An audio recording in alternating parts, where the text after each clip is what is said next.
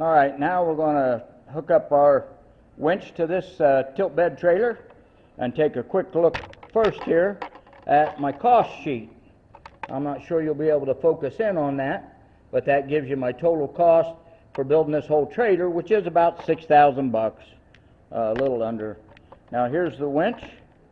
You can put any winch on there you want. This is a 13,000 pound capacity. Now on this unit, what I did was I purchased an adapter from Harbor Freight, like you would bolt onto your truck, and I bolted on here, so if I don't need this, I don't want it, I can simply unbolt that, put that away, and gain a little bit more room on the trailer.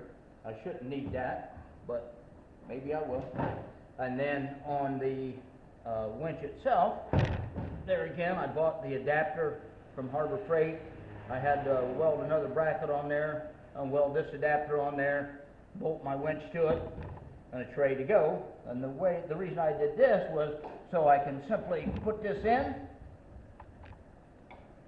slide it in,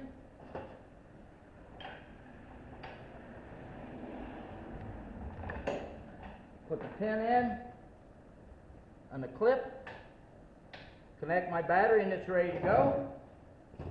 I did have to make a little bracket to bolt my electronics onto this, and I'm using, like I say, a set of jumper cables I had and adapted them to this.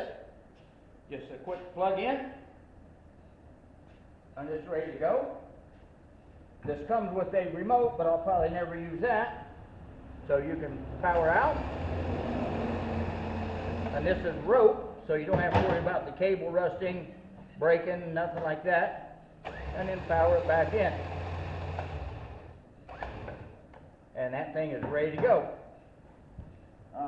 Like I say, if you don't need it, which what I'm going to do when I'm done, whatever I'm towing, I'm going to put this inside so nobody can just kind of borrow it and be ready for the next time. Connection, pin, it's ready to go, and then I can unhook it, and I have my battery here. I just made a box where I can drop the battery in there when I need it, take it out when I don't, which makes it really nice. And I have my locks here that I can lock the bed down if I'm towing or just driving around. You'll keep that clipped in. And then, like I said, I bought some of these adapters to put on these cables. Bought those off eBay for, I don't know, $10 a piece, something like that. That way I can leave it connected to the battery, and just a quick disconnect, and I'm ready to go.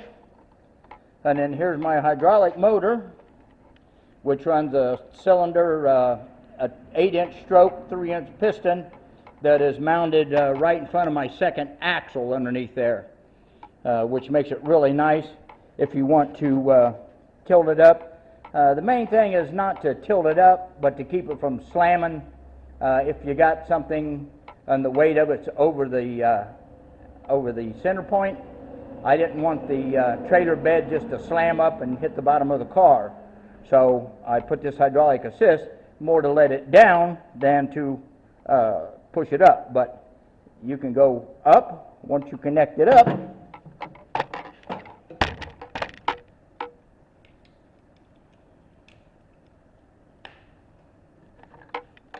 Connect it up. Here's my remote. Then I can go up. And then I can go down. Makes it pretty handy.